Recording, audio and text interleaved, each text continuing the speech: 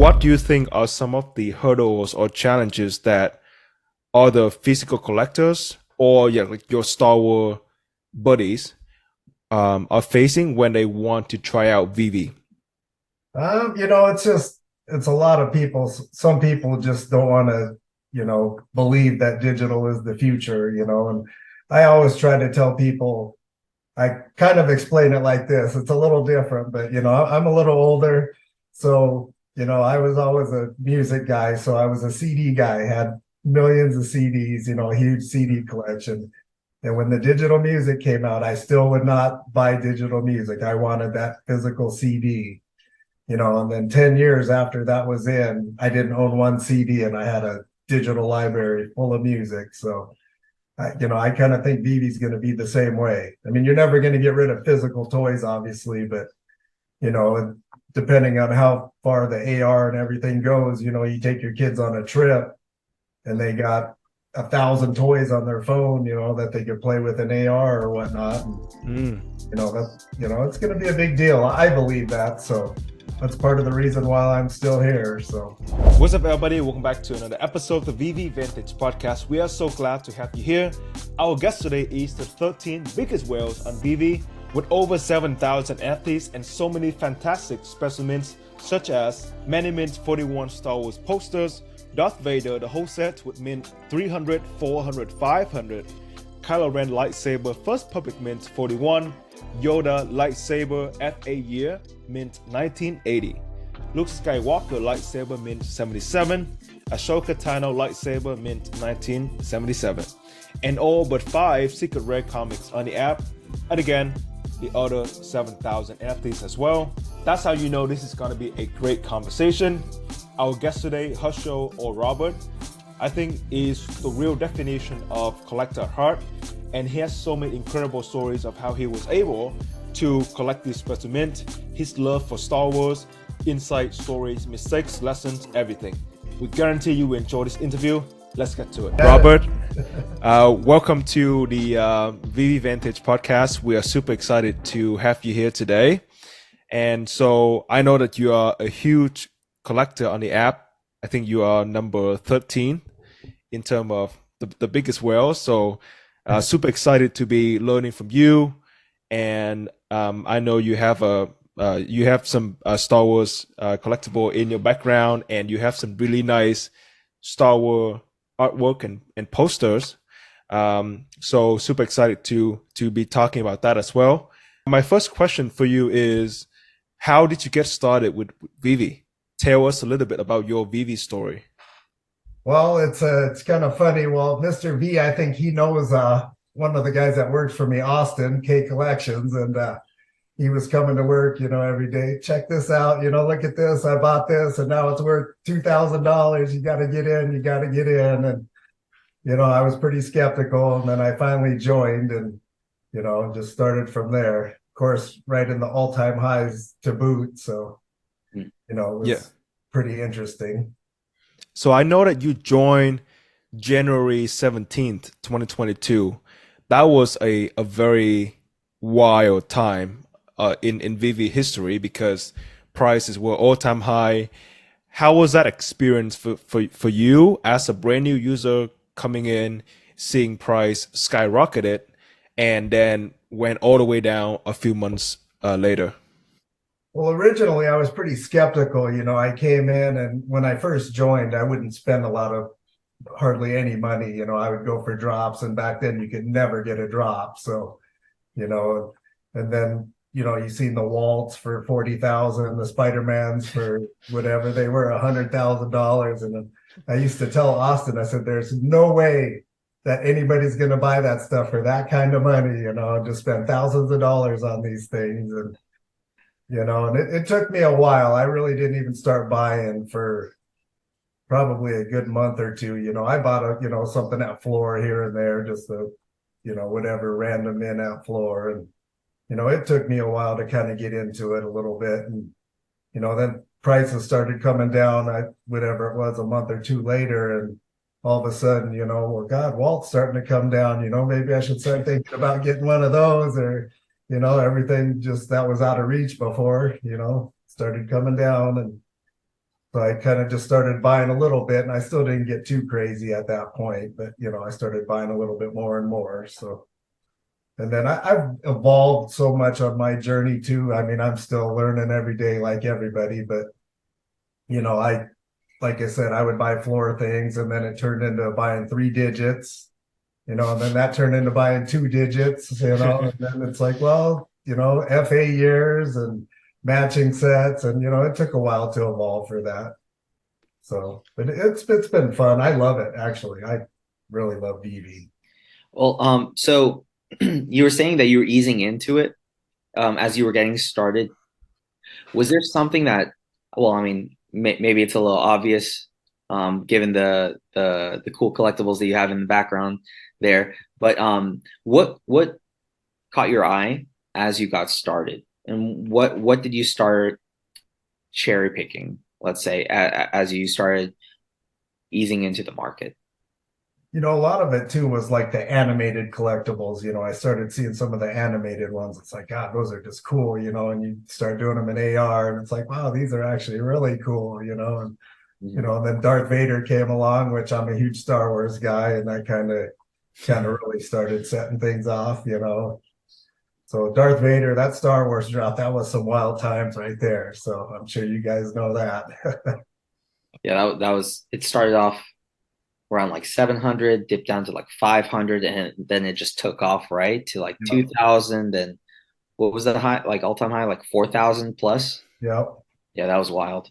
But with with being able to see that and experience it, I think all of us were able to benefit in some form or fashion, whether we actually got involved or just to be able to witness it too, just to see like how like just a little bit of hype could make the floors just like go off, and even at times be out of reach for just right, like, how can I gently put it, just like regular people, like who are just kind of putting in a couple $100 here or there, trying to piece together a nice collection. Yeah. Yeah. Well, that was kind of what set it off for me too, because I mean, even to this day, I mean, I really don't sell a lot of stuff, but to this day, probably the Darth Vader UR was probably my best flip ever on the app still. So, I bought two on drop day. I think I paid 1,500 and 2,000 for them. And then the very next day I sold one for like 3,600 bucks, and at that point, Hey. I'm like, wow, it's like, pat yourself on the back. Yeah. That's great. That's great. Hey, so all right, so with that being your introduction, as you were getting going, piecing together your collection, were there any accounts like collectors that caught your attention? And were you thinking more along the lines of, hey, I'd like to kind of model something like what this person is doing or what these people are doing? Or was it more of just like you were just kind of like piecing together and just kind of figuring it out on your own and taking your time and do it your way? Well, one of the big ones actually is, I'm sure everybody knows who his account is CleverJerk.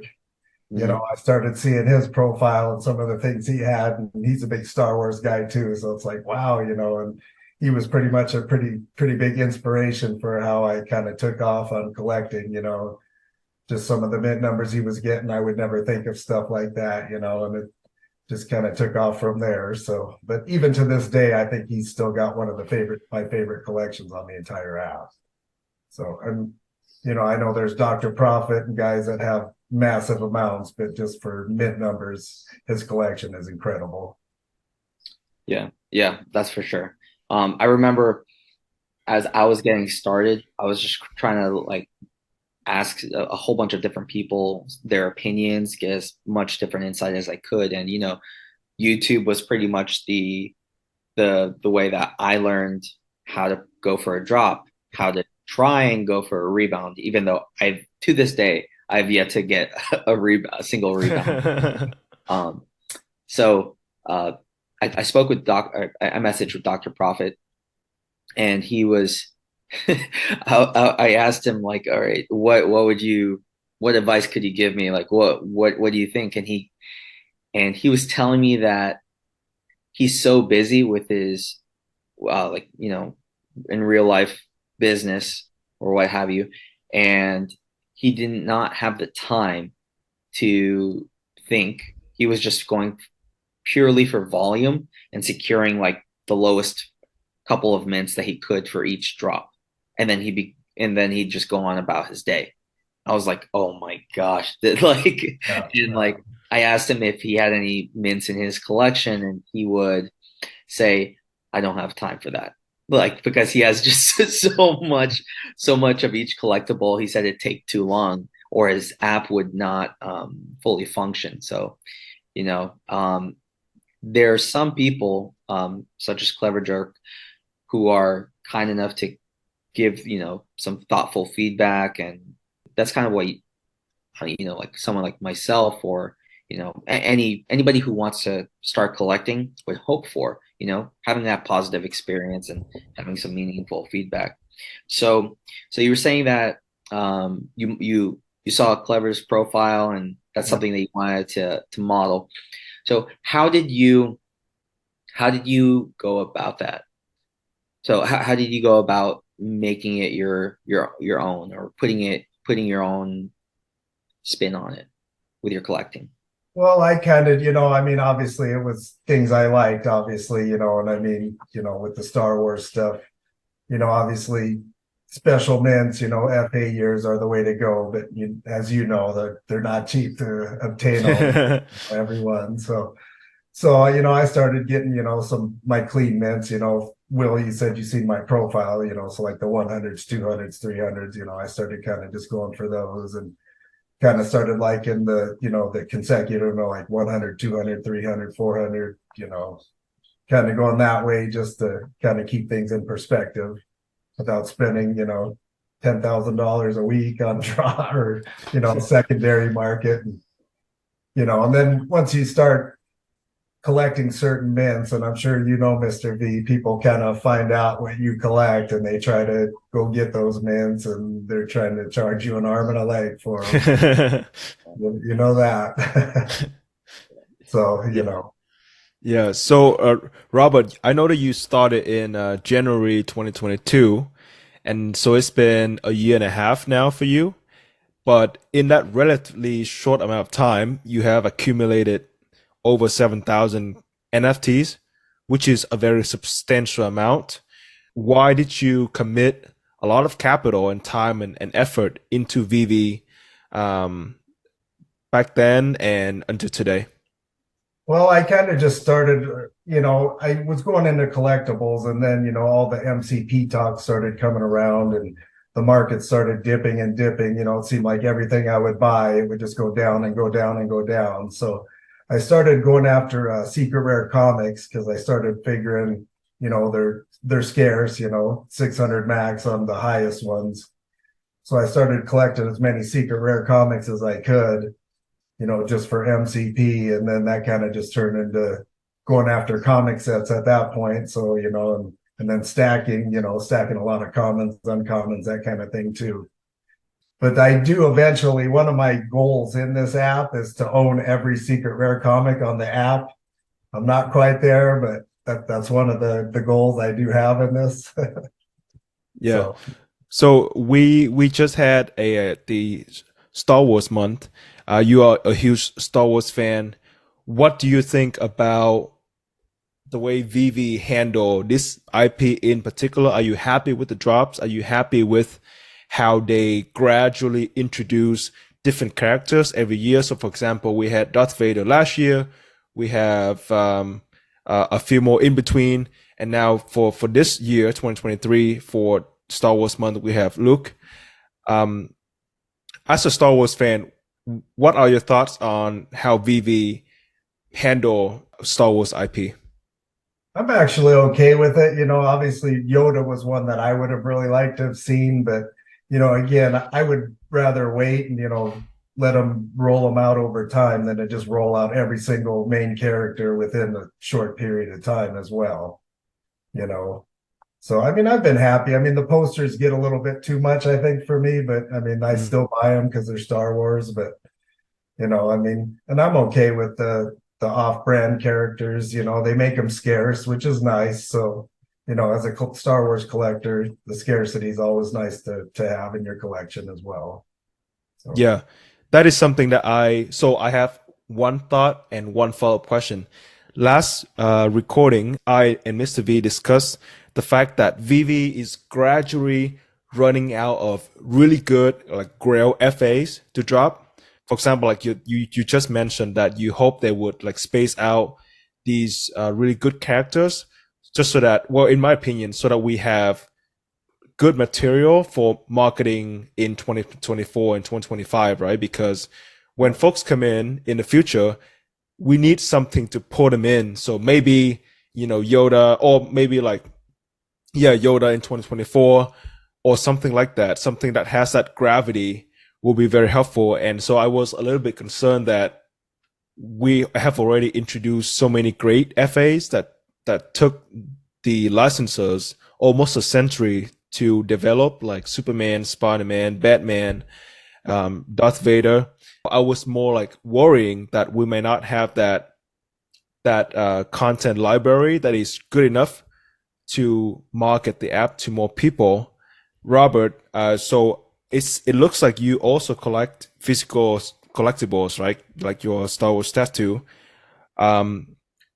What do you think are some of the hurdles or challenges that other physical collectors or like your Star Wars buddies are facing when they want to try out VeVe?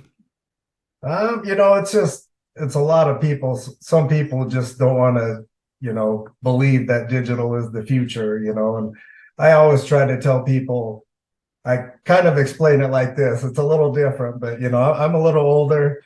So, I was always a music guy. So I was a CD guy, had millions of CDs, a huge CD collection. And when the digital music came out, I still would not buy digital music. I wanted that physical CD. And then 10 years after that was in, I didn't own one CD and I had a digital library full of music. So, I kind of think VeVe's going to be the same way. I mean, you're never going to get rid of physical toys, obviously, but, depending on how far the AR and everything goes, you take your kids on a trip and they got 1,000 toys on their phone, that they could play with an AR or whatnot. And, it's going to be a big deal. I believe that. So, that's part of the reason why I'm still here. So, yeah. Do you think there is a way for the company to do better marketing to onboard your friends, for example? Or do you think this is gonna be a gradual trend that they will adopt eventually? Like your example of you going from collecting CDs to listening to music digitally. I just think over time it's going to translate to that. You know what I mean? I'm not sure, everybody talks about, they need to market, but I'm not quite sure that they're ready for mass adoption at this point still, and there's still a lot of, just issues with the app that they need to get cleared up. You don't want 1 million, 2 million new users coming in and getting locked out every day, or, the app's lagging on them and, just little things like that. So, I mean, you just got to be patient. It's going to take a while. I mean, it's still pretty new. I mean, when did they start? I believe it was 2020 when they came around. I mean, we're only 3 years into this. So I believe over time, other people are going to see the way. And when they're ready, they start marketing. I think that'll really start to take off. What was that turning point for you going from CD to like Spotify or iTunes and stuff? Was there an event in particular, or it was super gradual? Did you run out of space in your home to store CDs? What was that event that got you from going from CDs to digital music? Probably more so just the convenience, because you walk around with this big CD player with headphones and you get 8 songs on there, and they come out with this little iPod or something that holds 1,000 songs. I mean, it's really convenient, and you could just mass stack the songs versus having 30 CDs in your backpack or whatever. So, and I mean, I think these digital collectibles will end up being the same. Yeah, I love that example because I mean, like if you have so many toys in your home, right, or so many these physical collectibles, you will run out of space eventually. Or if you have kids like Mr. V, he'll probably have to dedicate a room in his house for the baby, and then like space around the house as well. I love that example. Yeah, and let's face it, I mean, the new generation of kids, they all have phones, they're always on their phones. So, it's just something else that they'll be able to mess around with when they're playing on them. Something that I like to ask around is in terms of collectible industries, maybe I'm not sure if you're familiar with like coins and old notes, statues of characters that have a serial number 10 out of 5, number 10 out of 500 editions or things like that. Do you have any exposure to any of those sort of things? Have you dabbled in anything like that before? I haven't too much in that, but since I've been in VeVe, I've actually looked into some of those. And I mean, obviously, a lot of us VeVe makes you start looking in different directions. I haven't bought any comic books since I was a kid, and in the last month or so, I've bought a bunch of slab comics, and I was looking into the Steve Pugh Harley Quinn statue. Obviously, that's one of my favorite pieces on the app as well. So I haven't pulled the trigger on it yet, but things like that. But and as far as coins and stuff, I don't really collect a lot of coins. I like to dabble in some gold and silver, but it's just bars, things like that. But not too much into coins. And I save a lot of change. I've been saving change for 10 years. So I mean there might be some valuable coins in there somewhere, but I don't go after and try to buy any. So All right, cool. Yeah, because I was just curious since there are some things that involve numbers as well, like serial numbers, and my background, I don't have any experience per se in anything like that, nor have I ever collected anything with serial numbers. But one of my best friends from college, he dealt with old notes, and because I hung around him so much, and we're close, he shared with me a little bit of what his experience was dealing with serial numbers on mon- yeah, on money, right? yeah.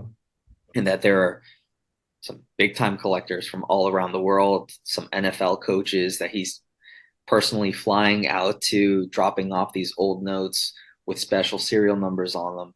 And you know, one of the things that kind of got me going with the whole idea of focusing on serial numbers stemmed from that. So it's just really interesting to see where people get these ideas from to start collecting in a certain way, those Yeah. patterns or what, or anything along those lines.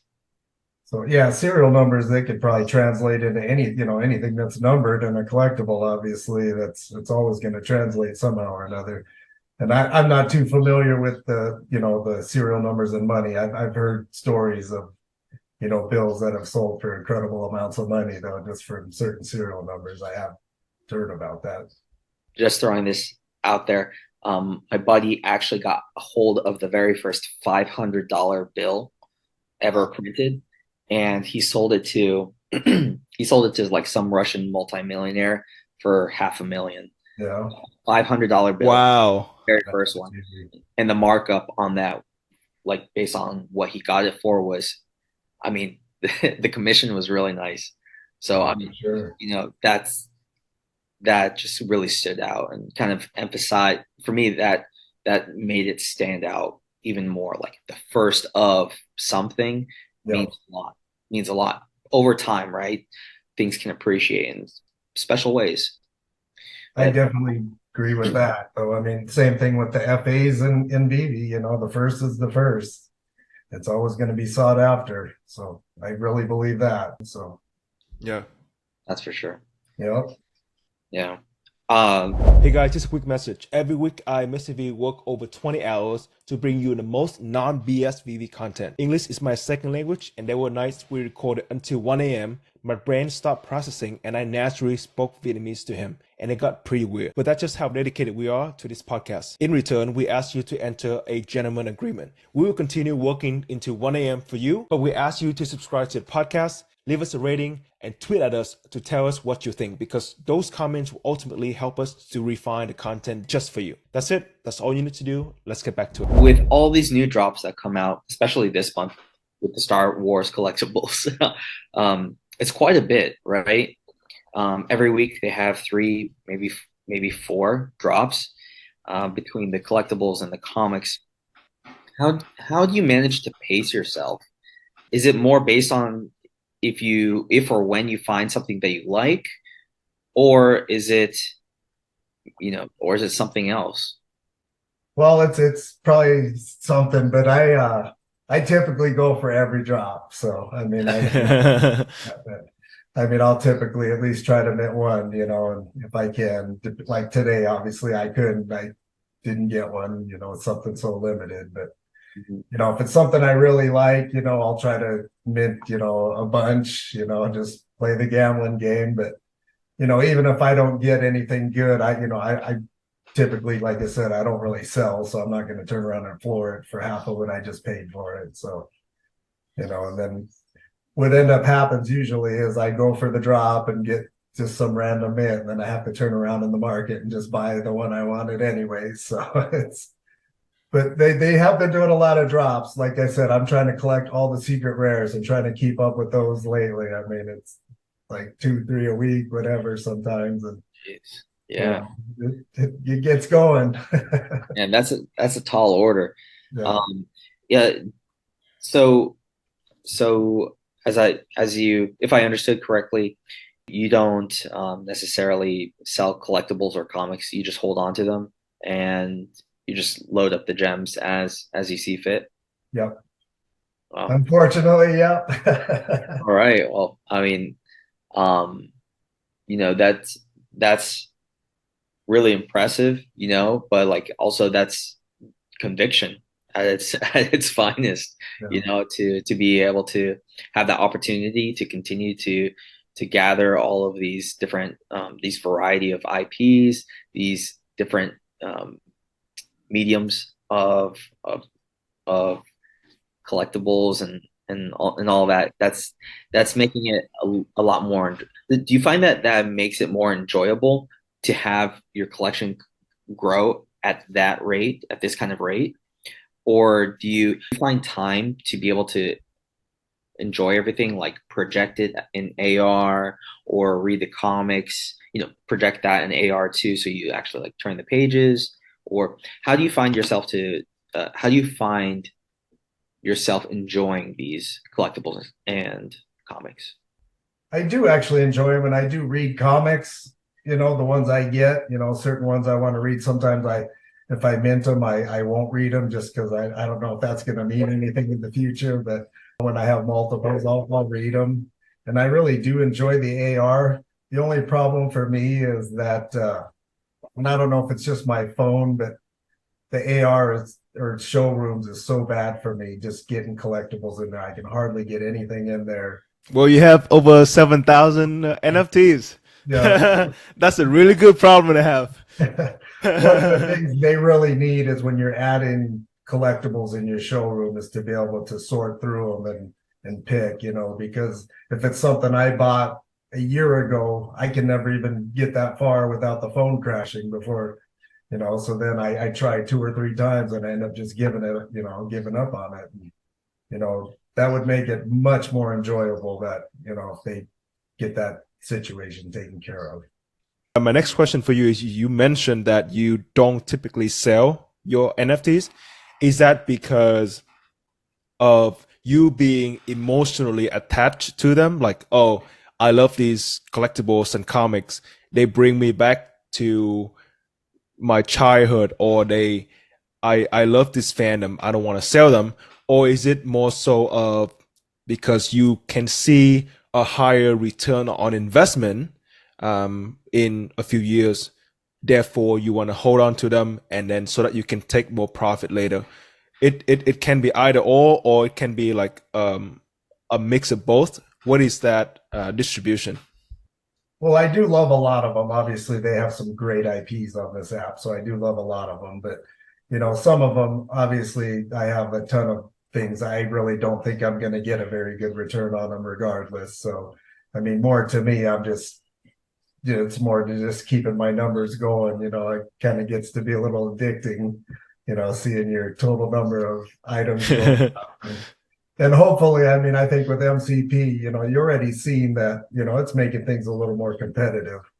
I mean, I stack a lot of commons and uncommons as well. And after everybody started getting the MCP rolled out, I mean, a lot of these were starting to disappear pretty fast on the market. And you follow some of the charts, there's been a couple guys that were buying 1,000 NFTs in a week, to move up the charts. I typically don't go in just to go get 1,000 in a week. I kind of keep a steady buy number. Sometimes I get a little higher, but just kind of depends on what's available or what's out there, with drops.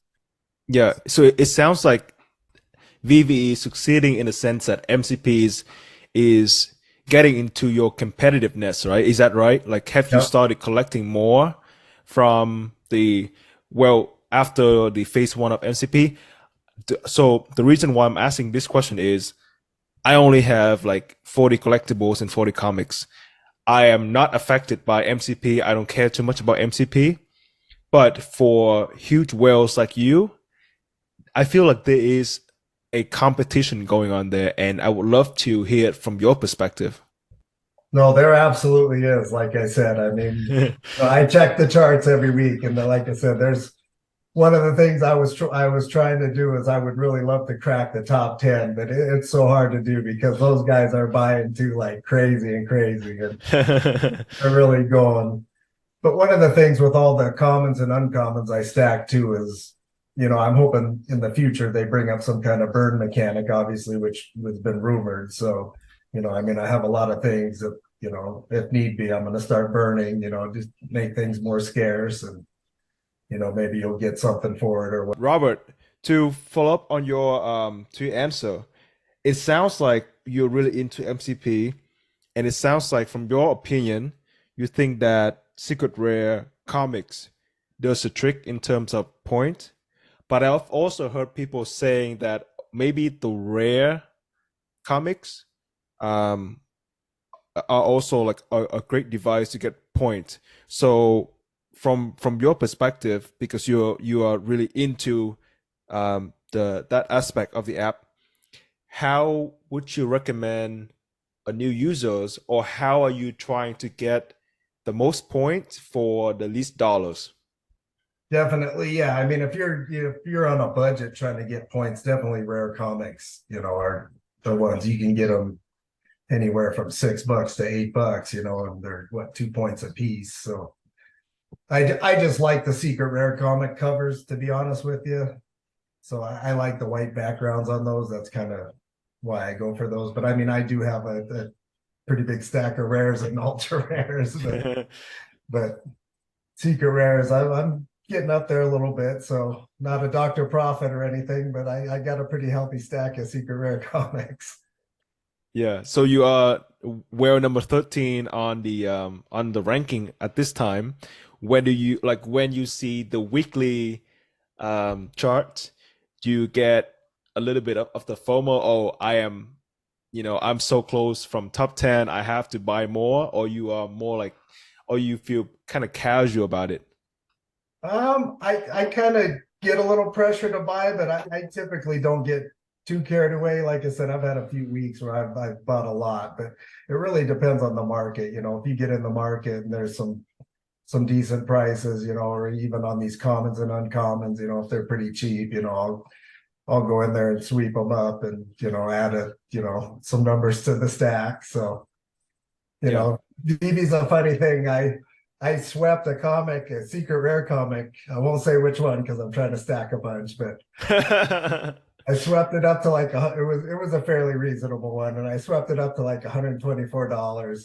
and like the very next day it's already at 75, and on its way back down. So once those things go up, the people see that, and they start throwing them up for sale. So just waiting for it to get back down to about 55, and so I could sweep some more up. Wow. That sounds like fun. I'm not at that level, but I got a little taste of what that was like. And then, well, yeah, there was that, and then the band leader Mickey's like some time ago, probably last summer, and that backfired real hard for me, and I just exited that position entirely.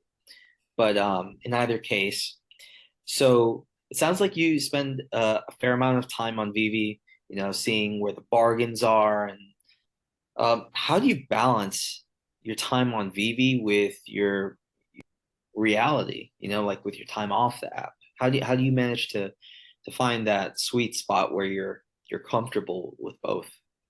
It's kind of tough sometimes, I mean, even when I get busy at work, if I'm at work doing stuff, stop, 5 minutes and just take a quick look and see, if there's something I'm looking for. Just got to do a quick check to make sure, because as you know, I mean, your collection's pretty impressive too. So I've seen yours, but if you're looking for something, you gotta try to find it, and it gets tough. But I do probably spend more time on VeVe than what I should. Sometimes laying in bed, I end up staying up a lot later than what I should be, just because the other half of the world gets up, and things get listed and that kind of stuff. So.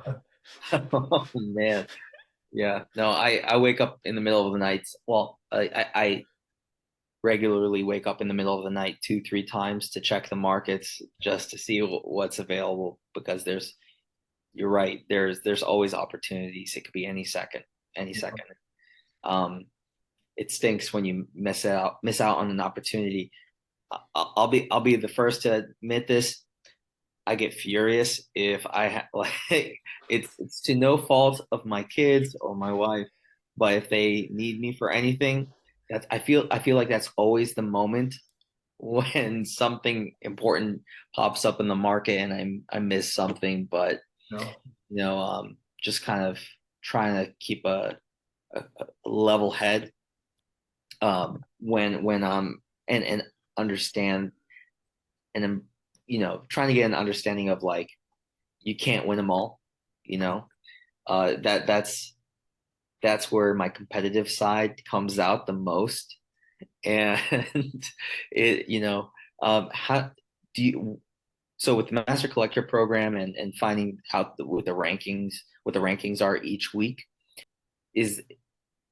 you're competitive there? Do you feel like you're competitive off the app as well? Do you feel like your personality, comes to the forefront, because in real life you're like that, or is it a different avenue to express that?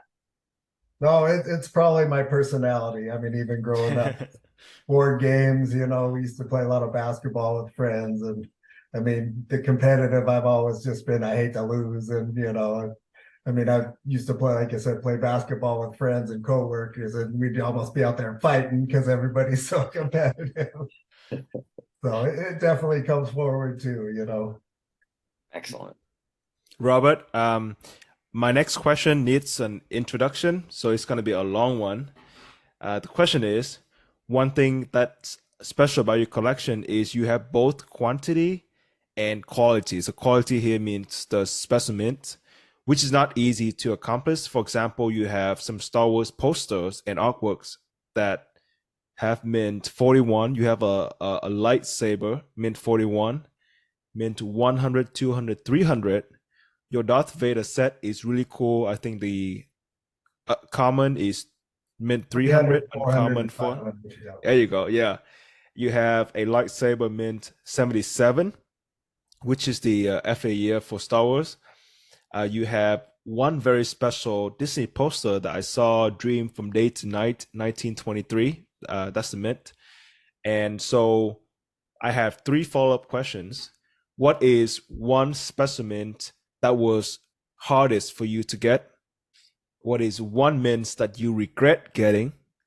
And what is one mint that you would keep if everything else is taken away from you? So let's get started with what was the one mint collectible that was the hardest for you to get? I'm probably gonna say that would have been. It's actually my Yoda lightsaber, which is 1980, which is Yoda's FA year. That one I negotiated with a few times, and just they wouldn't come down, and I waited and waited. It sat on the market, and finally I just paid the price. But that's probably a two-parter because that's probably the one mint I would keep out of any of them. That's probably my favorite mint, even though it's kind of a tough one to decide. But that one's pretty special for me. Yeah. What about one mint that you... Okay, so let's go back to that negotiation.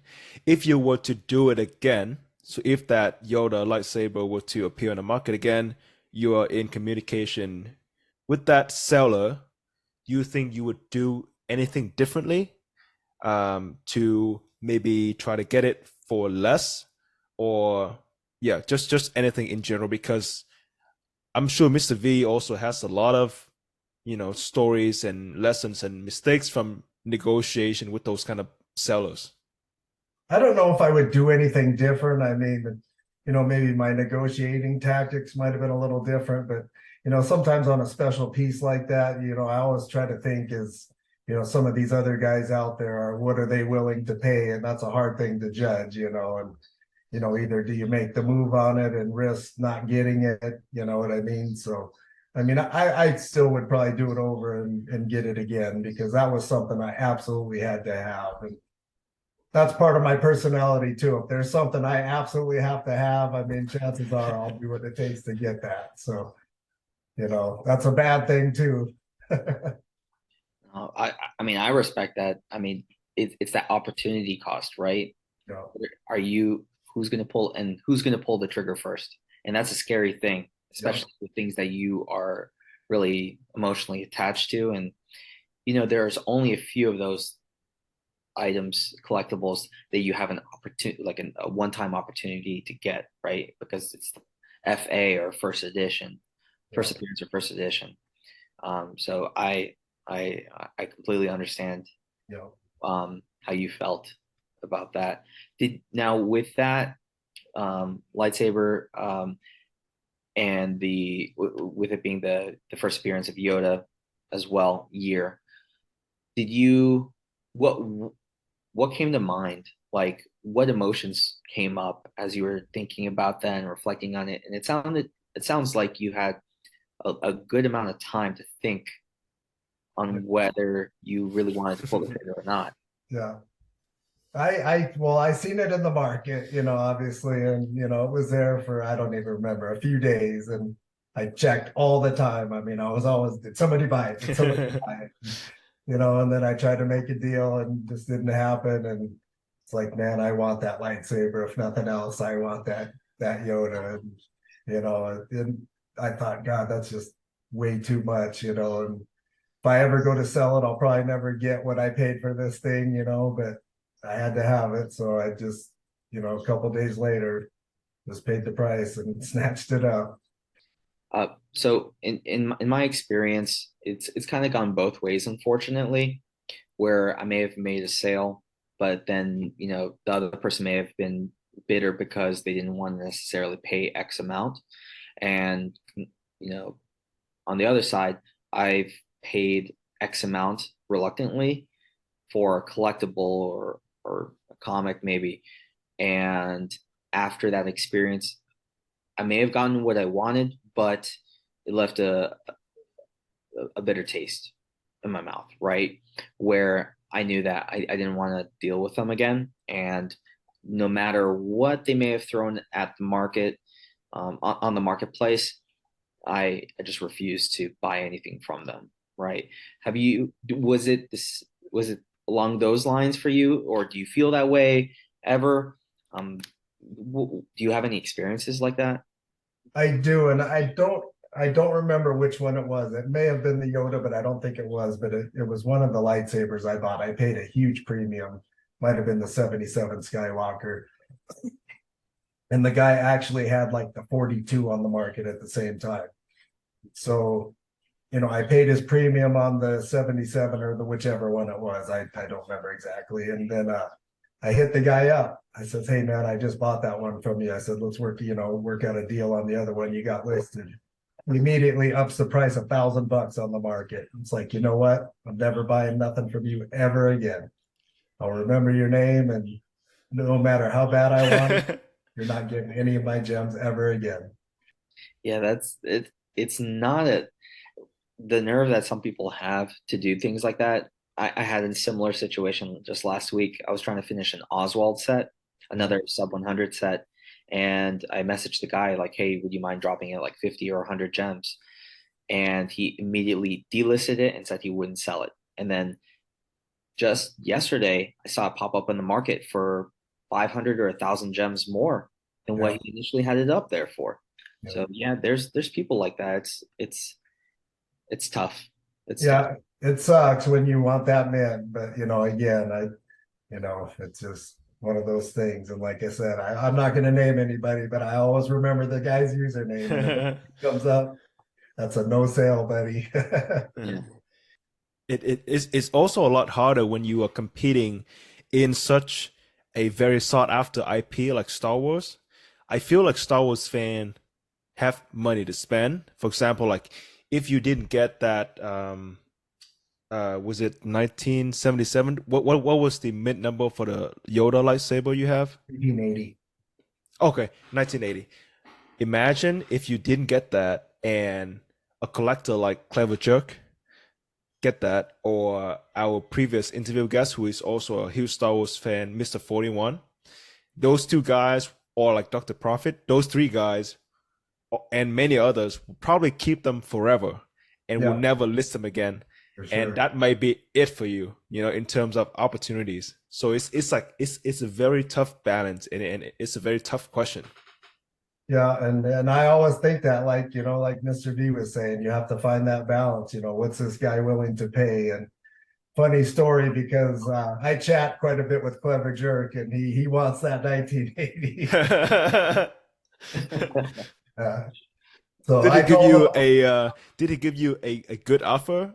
No, he just asked me if I had a selling price on it, and I told him it wasn't for sale. So I just told him, I said, if I ever do decide to sell, I said, I'll give you the first chance. So, but that day will probably never come. So, and actually a funny story with the lightsabers, the 1977 Skywalker went in auction, and I seen it on Twitter, and I bid on it early on, and typically, if there's something I want, probably shouldn't tell you these little tricks, but if there's something I want in auction, I might bid on it early, but I will never bid again till the last second because I want that bad. And I think it was Comics and Crypto ended up getting it. CleverJerk came in second, and I didn't even take my bid because I was just under Clever on my bid, but I mean, that was one I wanted bad that day. And I think that thing sold for almost $4,000. So, I mean, and it's tough sometimes buying, like the Yoda, I'd spent thousands of dollars on that, and you got a floor price of what, $17, so, I mean, that kind of hurts sometimes when you look at that, but at least I'm happy with it. So, yeah. And then, Grubba B, another big time collector, he's a huge advocate for DCAing to lower the average, and the guy's right.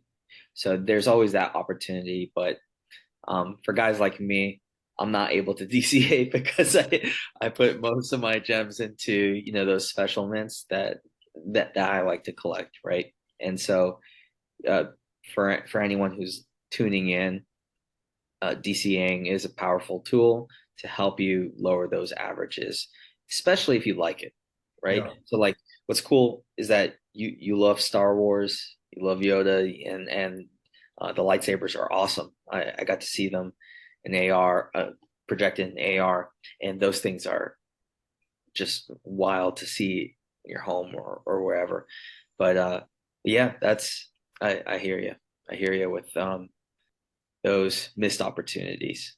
Yeah. But what's cool is that, and we were talking about this earlier, is that there's always going to be some opportunities that pop up for new FAs and new first editions as well. So, we just got to keep our eyes open and stay active, right? There's always going to be something else. I mean, we all know that, so it's just, certain things, if you just love it, that's when it gets tough because, it takes a little more emotional, out of you trying to go after it and a lot of time and Do you have a ceiling or a max cap of how much you're willing to pay for an NFT on VeVe? And in addition to that, what are some of your like principles or lessons that you have learned from your almost 2 years on the app? I do have a max cap, and I told you I'm a secret rare comic collector. And then honestly, I have every secret rare comic in the app. I got 5 to go. So one of them's AF-15, and I will not spend $13,000 on an AF-15 SR in the app at this point. It's just, I could buy a pretty nice physical comic for that price. It's just not quite to that point where I'm just going to dump 13,000 on a secret rare comic in app. So how much do you value it? What is a good price range that will get you to consider buying one, and why?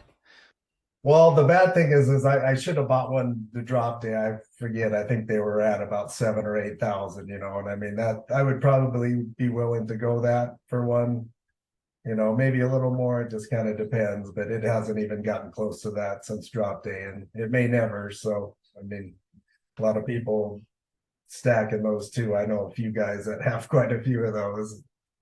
Yeah.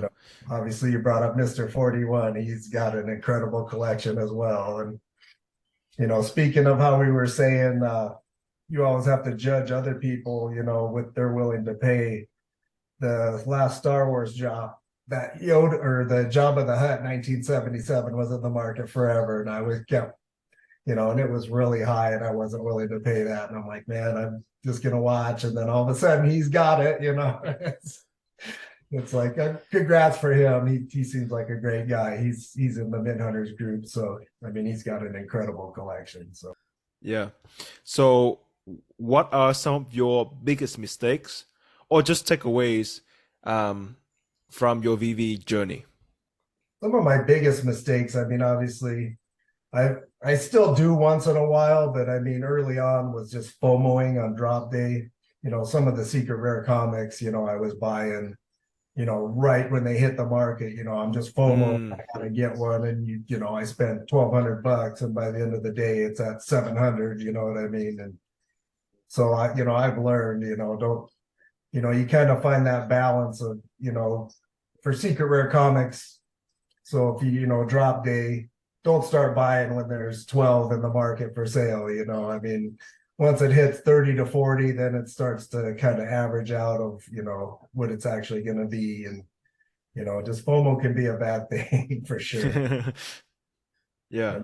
It's got me a few times, more so in the past, but I mean, I still get it every now and then. So Is that your only mistake, or do you have other ones that you are willing to share as well?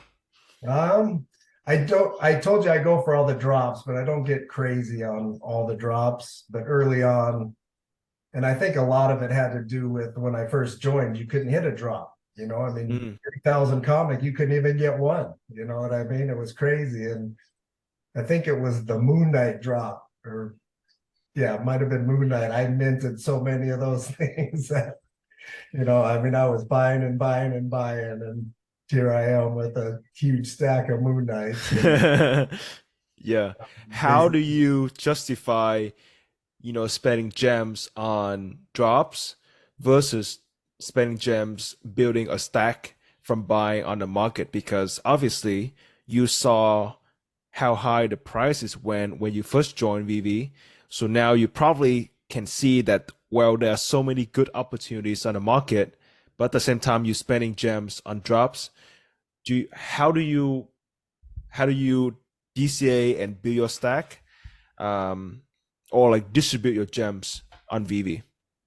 So like I said, I mean, I like to go for the drops. So I mean, I typically do. I mean, and like today, for instance, I went for the drop because it was so scarce, but I didn't plan on buying any of the posters in the aftermarket. My daughter loves Little Mermaid, but the original one, so it wasn't quite as sentimental for this one. But as I'm as I'm looking in the market today, I ended up finding, a few mints that appealed to me that were, fairly reasonable. Well, I'm not going to tell you which mint because I got 3 out of the 4 right now, and I've been adding some guy all day. I found the guy who was the 4th one, and he won't respond to me, which that gets frustrating too. I mean, sometimes when you hit people up, if you don't want to sell, just say no. But when you get no response, it gets frustrating. Yeah. Do you go for the drops? Because a lot of these drops nowadays, you can get them a lot cheaper on the retail from the market. Do you go for the drops because of that adrenaline rush, or because of that, emotion of opening a blind box and that surprise element? Or do you go mostly because you want to be the first owner of that particular NFT? I think it's a little bit of all of it. I mean, like I said, if I mint something, I won't turn around and sell it just for half my money. I'll just let it sit in the stack. But there's a little bit of that gambling rush too that you get, trying to hit a good mint number, which rarely happens. But I've been lucky. I've hit a couple decent mints. I think the Obi-Wan, I minted the 777, which is a pretty good mint for Obi-Wan. And then the Troll Hunters one, I actually minted the only 41 I've ever gotten. So, it's kind of exciting, but again, I end up minting something and then I just turn around in the market and start looking for the mints that I want. So, but I typically don't DCA too many of my collectibles. I don't stack a ton of collectibles. I mean, I have a few where I've got quite a few, but I mean, I definitely stack more comics than I do collectibles. I like to go for sets too. So I'm interested to see what you think about this. So Will and I had discussed a few weeks ago about the different kinds of ways that VeVe could, set up the drops. So we know that Palm for DC Comics uses what's it called, Will? The where everyone gets in a line. The queue, like the waitlist system? Huge system. Yeah, yeah, the queue system. That's right. Do you have any exposure to other projects where you have different experiences with acquiring collectibles, or is VeVe the only digital collectible platform that you use? Actually, I don't go into any other NFT projects. VeVe was my first, NFT project that I was ever in, and more so, I like VeVe just because I like the IPs. I mean, Star Wars, and obviously, I'm a big Disney fan, like you are. So, I mean, that's a huge draw for me. With All right, so you have not just no, tinkered with anything else? Okay. With the queue system, are you familiar with it? I'm not. You're not? Okay. Will, maybe you could explain it a little bit better than I can, but if you wouldn't mind just explaining to Robert like how it works. Yeah, so my experience was with NBA Top Shot. So maybe an hour, so I can't remember exactly the timing of everything, but maybe an hour before drop, you would join the queue. So for me, what I did was I would open up a tab of NBA Top Shot, I would join the queue, and then there would be like a few thousand people in front of me, or if I'm unlucky, like 30,000 people in front of me. And then maybe the queue of NBA Top Shot. Maybe it was in random. But I guess you're trying to referring to Mr. V, you're trying to referring to like the random selection queue. Yeah, yeah. So like just to piggyback off of what Will was saying, you get randomly assigned a spot in a line and you could, it's luck of the draw, right? And when it sells out, that's it. But there's no telling with each drop where you're going to land in the line. and there could be a number of things that happen. Like maybe your the website glitches for you, maybe your computer freezes, anything could happen. Or maybe you might enter your address incorrectly when you're typing in your credit card info. That's happened to me. I tried. I did try with the DC Comics platform for Palm. I did try that a few times, and I'm not a fan of the queue system. And as I understand it, VeVe is transitioning to that kind of system. So I think what we're experiencing now, we really need to, enjoy it while we still can, I think, because that magic of the drop days and being able to hit that buy now button, I, who knows how much longer we have before it goes away. So basically on that, I'm not familiar with it, but so when you're in the queue, you're not guaranteed a purchase regardless then. So Correct. if you get in first, you still might end up being last on the queue or something. Is that It is totally random. Like 10,000 people might be in a queue for a collectible with 500 mint. Doesn't matter if you join an hour before or 2 minutes before. When the time hits, which is, let's just say like 11 a.m. Eastern time, they will randomly select 500 people, and they will have like half an hour or something to purchase that NFT. And then if some of them, forget about, VeVe, or like if some of them like just have some problems and not cannot make that purchase, then some of those collectibles will go back to the queue. Then they would do another random draw again. But it's basically the way I and Mr. V think about it is we really enjoy what we have today because of the adrenaline. Like we love, even though we miss most of the drops we go for, we still love that, that thrill of emotion. Like you go for it, sometimes you get it, but sometimes you don't. But like 10, 15 minutes before the drop and 10, 15 minutes after the drop when we're trying to go for rebounds, that's like pure joy for us. yeah. So I guess his question was like, would you rather have this existing system that we have today, or would you rather go with that random queue or waitlist system?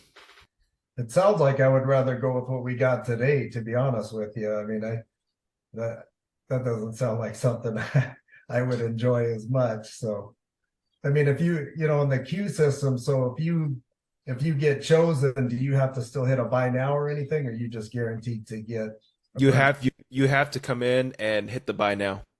You have like a few minutes or like half an hour to do it.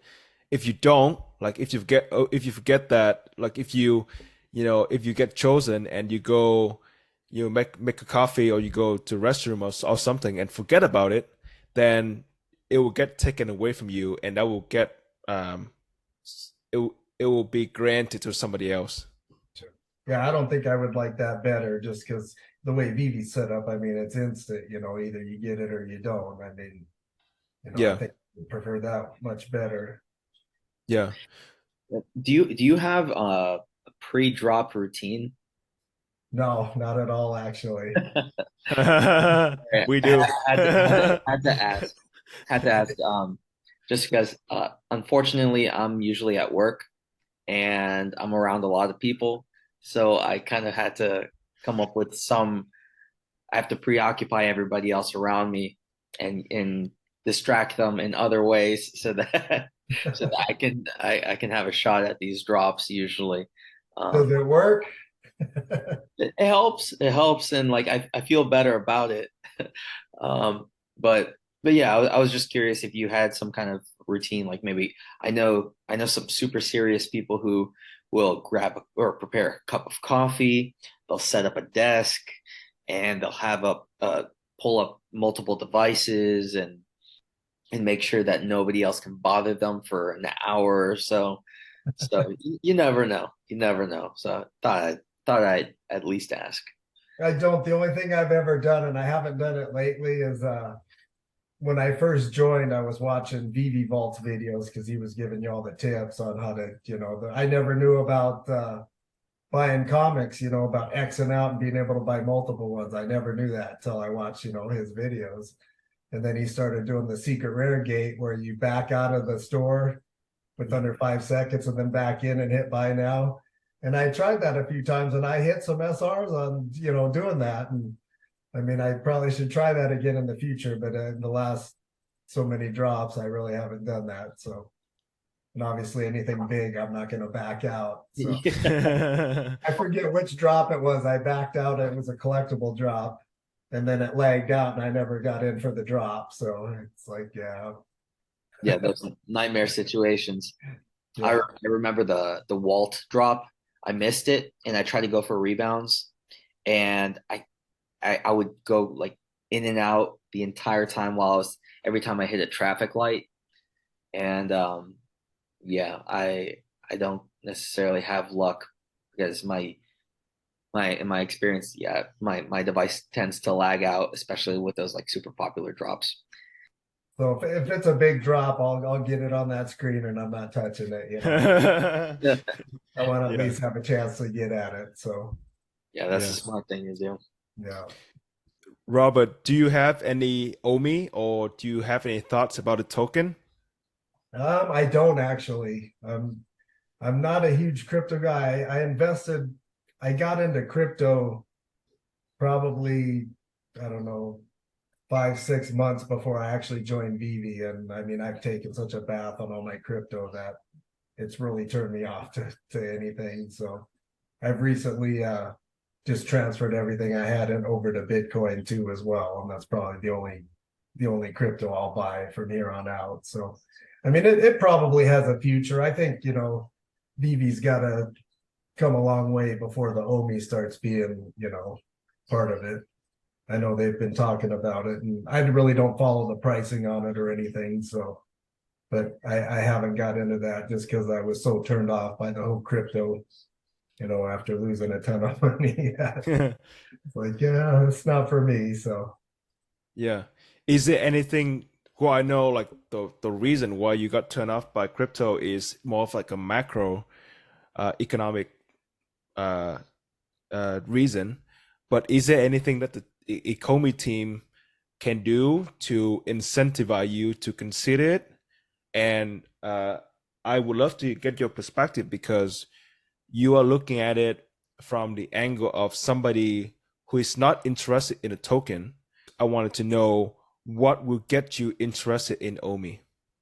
Well, I know I've heard rumors, that you could use OMI to stake land in the veveverse and type of things like that. And I don't really familiar with all that, so I'm not sure if that's even a thing, but maybe something like that where, there's some kind of benefit, for having it, or maybe, when you change OMI to gems or something, if you get maybe a better rate or something like that, something to that, or maybe some extra MCP points, or, I mean, right. It would have to be some kind of incentive for sure. Yeah. I think that your answer will be extremely helpful for the team, simply because different people will think about OMI in different ways. So it's good for them to know what will be some of the top reasons for somebody like you who is not super interested in OMI to actually think about OMI. Yeah. So that's awesome. Yeah. Yeah.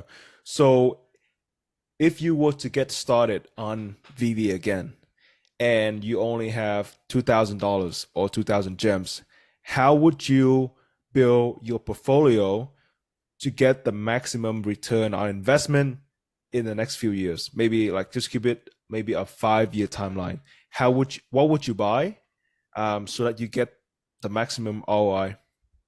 I would probably go for, some of the most popular IPs in the world, obviously Disney, Star Wars, Marvel.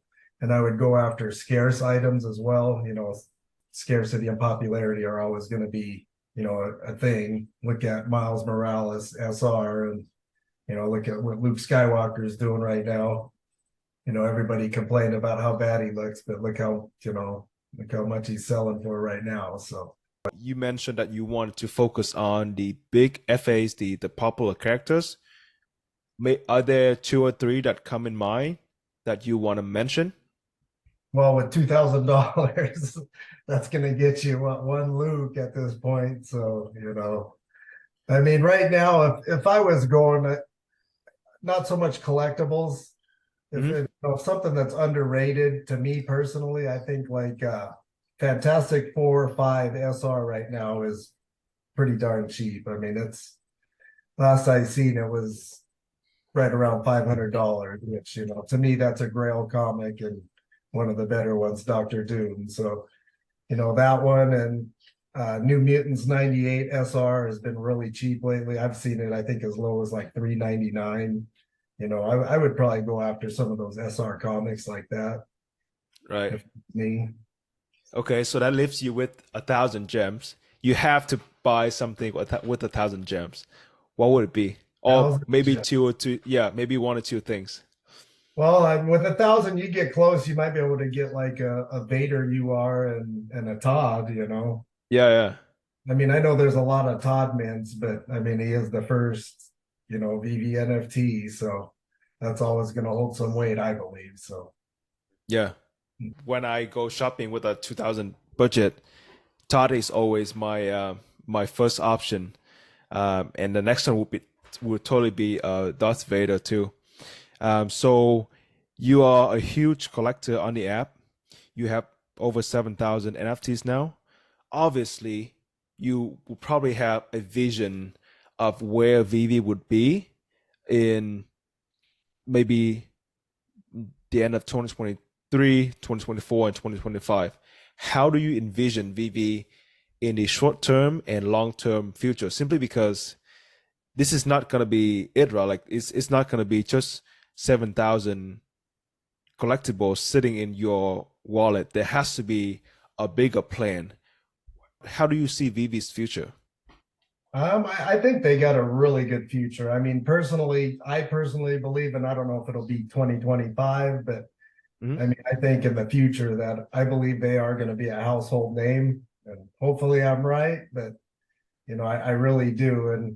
And with the VeveVerse and that kind of thing, I think, seeing all your collectibles, I've seen, just people making some great movies and little shorts on Twitter. Obviously, you have too. I mean, some of the stuff you could do with these collectibles is just incredible. I think with the VeveVerse, once they get the technology where it's not crashing every 5 minutes, where you could just put all your stuff in a vault and create all kinds of, pictures, videos, or whatnot. I think that's going to really appeal to a lot of people. Yeah.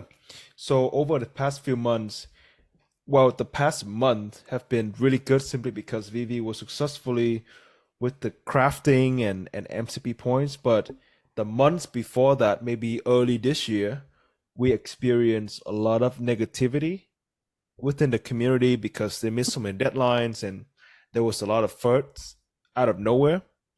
How do you stay committed and motivated to continue collecting in the app despite all of these dark cloud that is going on social media and especially Twitter?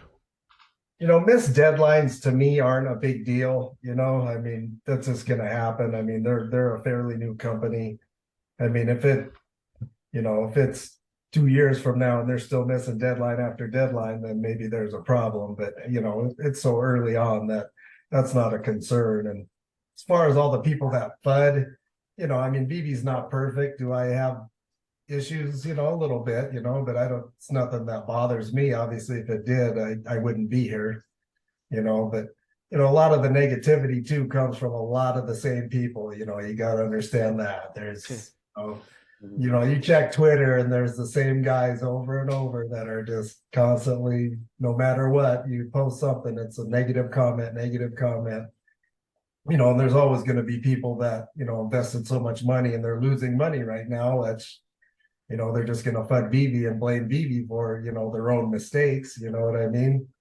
So, you just have to ride that out or get out, Did any of it get to you maybe just a little bit, or you were like, I understand the foundation of VeVe.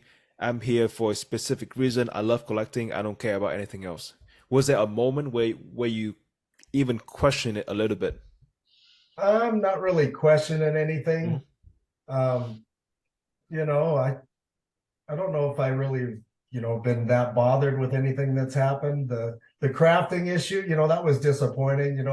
I got up early like everybody else that day, was all excited to be part of it, and it didn't happen. It was disappointing. And then the next day, there were some more issues. It was disappointing. Obviously, you spend your time, and it doesn't work out. But in the end, it worked out. So like I said, they're going to have snags regardless. But I don't think there's anything that they've done that's going to, you know, turn me away so far at this point. So, I mean, I Yeah. believe in the vision of this company, and I think where they're headed is nothing but great. So, I Yeah. mean, especially with Disney and Marvel and Star Wars. I mean, I have kids; they're a little older now, but my kids were huge Disney. I mean, I've seen every Disney. You know, it's just that holds a lot of sentimental meaning to me. So, and I'm sure I'm not the only one out there, Mr. V. Obviously, I know you're a big Disney guy, so I mean, doesn't get much bigger than Disney. Yeah. I'm going through the, what is it? What's the expression? Going through the ropes. With the I'm cycling through all the movies. As Yeah, my kid, as my older kid gets older, I'm starting to watch more and more. yeah. I forgot what it's like to pick my own TV shows anymore. No, I still watch them. I mean, I'm up there now, and I still enjoy watching them. Like Aladdin. That's one of my favorite Disney movies of all time. So, Yeah. Oh, yeah. That speaking of which, you've got an amazing set with the Jafar, you know, the 92 and the 1992, and you got that 1992 off of Obi Shinobi, yep, Obi-Wan Shinobi. yep. Ah, okay. Yeah, he's in the VeVe army. So, He was really good about it. He paid quite a bit, and he didn't want to sell it. So I mean, he price at least. So he took a little bit of a loss, but nothing crazy. So, but it was one I had to have. So I still need that 1992 Jasmine, but I don't know who has it. So yeah, yeah, no, that's very cool to be able to, because there's the Disney emoji collectibles, then there's the paper art collectibles, and then there's the golden moment lamp, yeah, right? So it's really cool, and I really appreciate how you were able to match across those three different styles of collectibles, uh, to, to match those mints, and I'm a fan. yeah. You and like anyone who knows me knows that I'm a big time fan of that kind of create level of creativity of piecing together a story with your collectibles. Yeah. It's very like it's very clear. I Um, would much rather have a set like that than the actual set, of matching emojis or something. I mean, mhm. I'm way more happy having, three different collectibles from different sets, of the same movie that are matching. So, Yeah, that's part of the fun, right? yep, absolutely. Yeah, very cool. When I so like Mr. V is all about like the specimens and this and that stuff, which I really respect. But one funny story, like when I first saw your collection, the mint that stood out the most to me was the 5280. Yep. Man, that was so cool. Can you explain the whole story? So let me give the listeners a little bit of a context. I was scrolling through Robert's or Huskshow collection, and I saw so many collectibles like a Tot, Mint, 5280, then Darth Vader, then so many others, and I was like, there has to be some meanings behind this number. This is definitely not a year number. It's not a birthday number. What is it? So can you tell us a little bit about that story and also maybe your username too, if you don't mind? My username is just something my kids made up years ago about our dog. We would just call he's part husky, so they called him the Huskshow. Oh, So okay.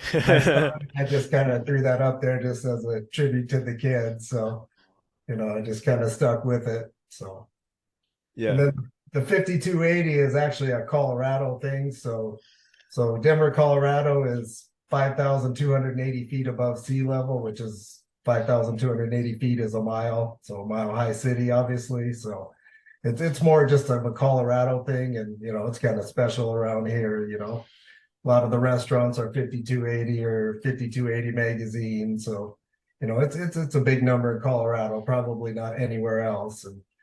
And those, it wasn't a mint I was sought after, but like the Todd, I didn't have a Todd. And one day I'm searching the market and 5280's at the floor. And I'm like, oh man, I gotta buy. Yay. And Yeah. the Vader one popped up, and I already had some Vaders, so I thought, I'm not gonna pay $700 for that just for the 5280. So I passed on it. The next morning, I'm like, I'm gonna buy it, and it was gone.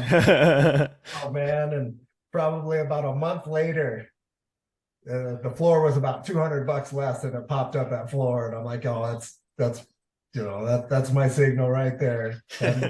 So Yeah. It's an omen. It's an yeah. omen. So I mean, it's just kind of a special mint to me. Outside of Colorado, I'm not sure if anybody else would dig it, but Yeah. Well, that's really cool because it makes it that much more personal, Right. personal, right?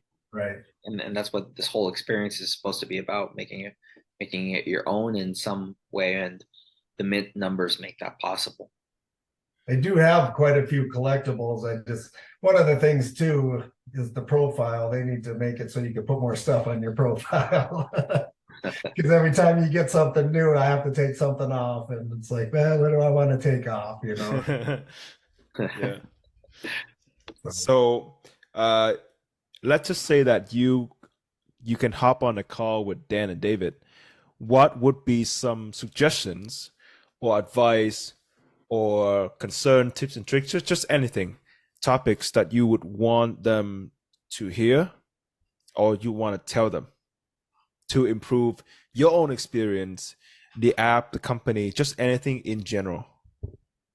I think for me, I mean, personally, the biggest thing is just the functionality of the app.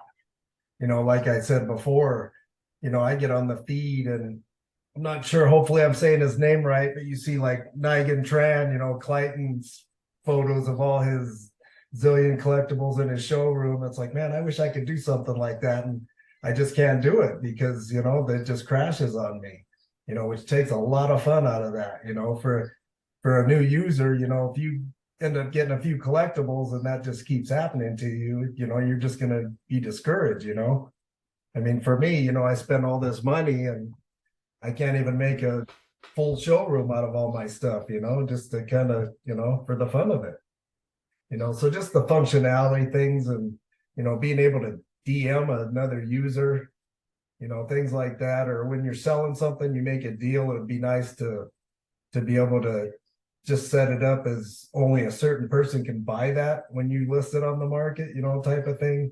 I just think if they spend a little more time getting the app more ready, that would be more beneficial to me than, right now, than worrying about the veveverse or, even MCP or anything at this point. That would be my number one concern right now.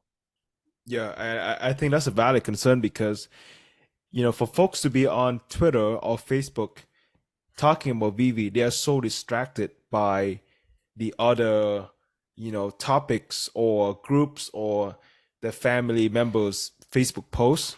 But for folks who talk on the VeVe social feed, that's all VeVe, right? And that is so much organic interaction that they're missing out because a big metric for the success of a mobile app or any app at all is how much time people spend in it. And by not improving that user experience, well, I mean, like they did a little bit by that search functionality. But again, to your point of texting people, which can be a big struggle for people like you who are looking for a specific mint. You tag somebody and sometimes like that person wouldn't even know because he or she might not have the notification turn on, or go find a post that he or she was tagged can be pretty tricky too, because in the past I've had a few people tag me to come in and film their showroom, but then I would not be able to look at some of those posts for whatever reason. So it's been pretty tricky. Yeah, and then like having that functionality will increase that organic content quite a bit too. Yeah, so I think to your point, what they're so I really resonate with your point when you said that you have thousands of collectibles but you cannot use them. I resonate a lot with it too, because like when I try to film showrooms, they would crash, right? Yeah. And so I feel like what they're trying to do is they're trying to ignore that aspect, that problem for now, and try to leapfrog it to the VeVeverse, where everything is standardized, where everything is where all the NFTs are treated equally and programmed in the same way that would make it possible for you to load 1,000 collectibles in your own VeVeverse home. So I feel like they are intentionally ignoring that problem so they can have this one size fit all solution in the VeVeverse. No, I definitely agree. And like I said, to me, that would just be one of the main things I would like to see them, is just be a little more dedicated to the functionality of the app. You know, how many people, like you said, that go to Twitter, Telegram, that have to try to connect with people, you know, when you're on the app all day, you know, you could just DM somebody and they at least seen it. They might not respond, but Yeah. Yeah, you mentioned that you saw Clayton's post. There are so many creative people who spend hours and hours and hours of their time putting together all of these showrooms, which looks amazing. Yeah. And I wish VeVe had done something to promote that, you know, because that's really good organic content that shows so much dedication from the community that they're not doing much with. Because I bet you one way to get many people to join is to have that organic content, because for folks who, you know, who like hear the word NFT for the first time, they may not resonate so much with it. But if they see a post of like Spider-Man or Darth Vader or Luke Skywalker, that's an instant like for them to come in and check out VeVe. And they're not doing so much with it. Yeah. So my last question today is, what is your future plan with the app? It sounds like we are trending in a very positive direction. I bet that you're pretty happy that the crafting functionality is working well. You are competing in MCP. You are getting drops. What is your future plan with VeVe? it's still kind of the same. I mean, I'm just collecting, you know, and you know, like I said, they keep putting stuff out that I like. So I mean, as long as they do that, people are still going to keep buying and going for it, you know, if the demand's there, you know. And MCP and all that, I mean, that's going to be great, you know, when it fully gets implemented. I'm kind of curious to see, you know, what kind of benefits there are going to be to that. But you know, as far as everything else, just, you know, just collecting everything that you like. Yeah. You're going to be big one day. I truly believe that. So, yeah. Yeah. Do you think that, well, this is more of like the last question. Do you think that your kids will adopt VeVe, or VeVe just something that, you know, like my generation, your generation invest in? When you show your kids your VeVe NFTs, how do they react to them? well, my kids, they're not really into NFTs. So, and my family thinks I'm nuts. They don't understand. I keep, you know, I'm one of those where I'm like, well, no, look at this, and they just really don't have the interest right now. And you know, but I think, like I said, the time will come when, you know, it's mainstream and, NFTs get a lot of bad exposure, not just VeVe, because, every time you turn around, there's a scam with an NFT or something. And, you start telling people NFT and they're like, oh, no, that's just a big scam, and it's like, well, no, look at, I mean, this is Disney, this is Star Wars. And, a lot of people have a hard time getting over that at this point. So, Yeah. like I said, I think once they get everything rolling smooth, and like I said, it may not be 2025, but my kids will thank me in 15 Yeah. years. Yeah. Small line of thing too. Yeah. One thing that I'm super excited about is the new Apple headset that's coming out, I think in June. I know DrProfit have mentioned this multiple times, and I absolutely agree with him, because if you think about it, well, my thesis is this headset coming from Apple, who does a fantastic job onboarding people to so many devices like the Apple Watch, the iPhone, the AirPods, those kind of things, will onboard the mass to this device, and by doing that, they will create a gateway for people to try out digital collectibles. Because I feel like for now, like if you want to tell your friends about your Darth Vader, right? You are Darth Vader, mint 500 or 600 or whatever. What you would do is like, hey, look at my phone, look at this 3D model in my phone, and they'd be like, oh, okay, that's cool, and that would be it, right? But then imagine them putting a headset on and see Darth Vader with the animation right in front of them, being immersed in that whole AR experience, and with the sound, with the visual of seeing the animation next to them, like right in front of them. I think that will revolutionize how people think about digital collectibles. Because for now, it's honestly pretty lame. Like if you want to tell your family, hey, look at my, Disney NFTs, you're pointing them to a phone, a photo on a phone, which is nothing new to them, which is kind of like funny in a way to many people, because like, hey, that why are you spending $1,000 on this 3D model, right?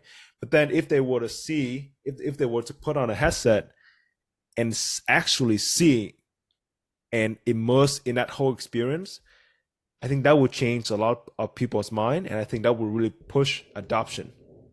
I agree with that completely. And I'm hopeful that hopefully like VeVe and Apple will kind of get together and, get going on that. So, I mean, I think that would be a game changer for sure. Like DrProfit always showing you the technology on that. It's crazy, and it's here, and that's coming. But just imagine putting on the glasses and being able to start up your lightsaber and things like that. I mean, that could be a big game changer. Yeah. That's what I think. Like I said, it's probably not 2025, I don't think, but I think down the line that's when mass adoption comes, and and hopefully someday it's even like a Ready Player One, to be honest with you. Yeah. That's what I try to tell people. That's what I'm hoping for out of all this is imagine a Ready Player One, VeveVerse, where you could go in, you could be your Darth Vader, you could be your Jafar or something, take your lightsaber, and combine all these things, and that would be incredible. Yeah. And then imagine like if you want to see CleverJerk's Star Wars collection, or Mr. 41's collection, or Mr. V's collection, all you have to do is put on the headset, travel to their Viva's homes, and you can discuss it wherever you are. You can be in Colorado, Mr. V can be on the East Coast or West Coast or wherever. You guys can hang out and talk about the same thing and actually see these collectibles and just start having that immersive experience. That I think that's going to be a huge game changer. So Robert, thank you so much for your time, your stories, and your insight today, because we really enjoyed talking to you. I think you are, during the break, I mentioned to Mr. V, and he completely agree with me. You are the definition of collector at heart, because you you really enjoy collecting. You really enjoy having those moments of going for the drops, of buying your secret rare comics just because you like the white background, of, you know, negotiating and going for your Star Wars NFTs. I mean, like, you are the ideal customer that I bet David and Dan and Alfred wished for when they first created the app. And it's been such a joy to talk to you, to learn from you, and we really hope that you would come on again, you know, join us again, maybe next year or something like that, so that we can discuss again and see how your collection have changed, and then hopefully by that time you'll be in the top 10 wallets. Well, I appreciate it, guys, and I enjoyed being on, and I love your guys' content as well. So I'm a fan of you guys, and obviously, Mr. V, I see you in the group too. So I'm a big fan of your collection as well. So Mr. V's a collector at heart too, and you know, we all just love it, and I get joy out of it. So I mean, if you enjoy it, you know, can't go wrong. I guess I'll keep doing it until I don't enjoy it anymore, which I don't know if that day will ever come. But I appreciate you guys, and yeah, we'll have to do this again sometime. Hopefully I'll be at 10,000 or so by then. Yeah. Long road to go. Yeah. All right. Thank you so much, Robert, and I hope you have a good night. Thanks, you guys too. Both you guys have a good night and have a good Memorial weekend too. Yeah. Thank you. Look forward to doing this again sometime in the future. That is it, everybody. Thank you so much for tuning in. I hope you have enjoyed the episode today. And if you have, remember that gentleman agreement. We will continue working until 1 a.m. just for you. But in return, we ask you to subscribe to the podcast so that you don't miss out on the actionable and valuable insights, everything VeVe and Omi related. Don't forget to give us a rating and tweet at us to let us know what you think about the podcast so that we can refine the content better just for you. Thank you so much. We hope to see you again next time. Peace.